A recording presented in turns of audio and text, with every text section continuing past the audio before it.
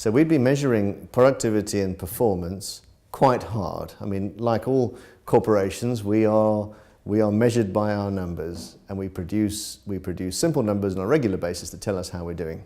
We do 2 employee surveys a year. So every 6 months we go out with about 100 questions. Ask a variety of different things in terms of how colleagues are feeling about the processes, the service, how their line manager works for them, so a variety of different subjects.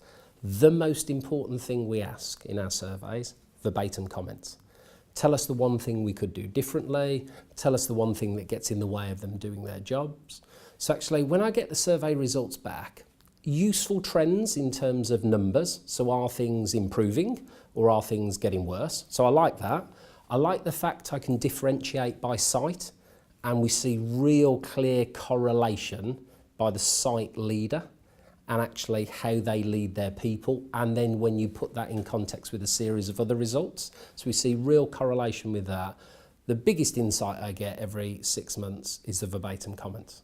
And actually I personally read through every single one. So if you imagine with your 8,000 people, I get about 5,000 to 6,000 verbatim comments.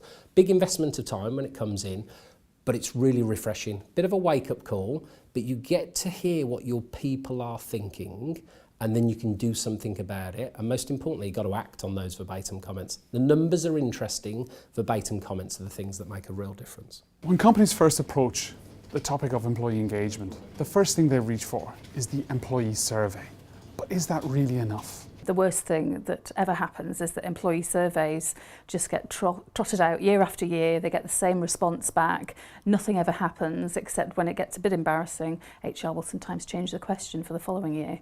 And that's thoroughly disincentivising for all employees. But I think if you over-engineer surveys and pay too much attention to particular scores, that can detract you from just the conversations that you need to have to understand what's really going on, what's worrying people, is there something getting in the way of allowing them achieve their potential. And I think therefore you need to use the mix of tools and not just rely on one to get the best results. Communicating isn't standing up and reading the news to your employees. It's about standing up and telling them a story, motivating, enthusing, giving them something to hang on to, and really trying to get to the bottom of what it is that they want to come to work for.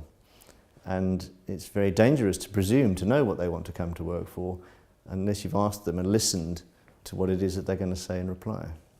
Well, employee engagement is about a lot more than employee surveys and all-hands calls or town halls.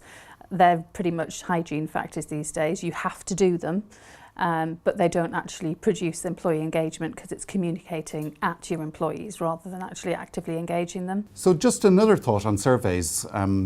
I've seen them abused if people are, for instance, incentivized on the scores and managers feel the need to make sure everyone's either excited before the survey happens or to encourage high participation rates. And I think therefore you have to make sure these are genuine surveys. Also the responses, while there can be some very positive immediate responses to employee concerns or issues, if you go overboard and create a big industry of a separate set of initiatives simply to respond to a survey, rather than putting that into the fabric of business priorities and your overall plans, then I think it can create a business distraction. The worst thing you can have is an all-hands call where nobody asks a question because everyone knows it's career suicide to actually express an alternative view. They're counterproductive. What you need is to have a proper dialogue going on a regular basis, not just as it's coming up to employee survey time.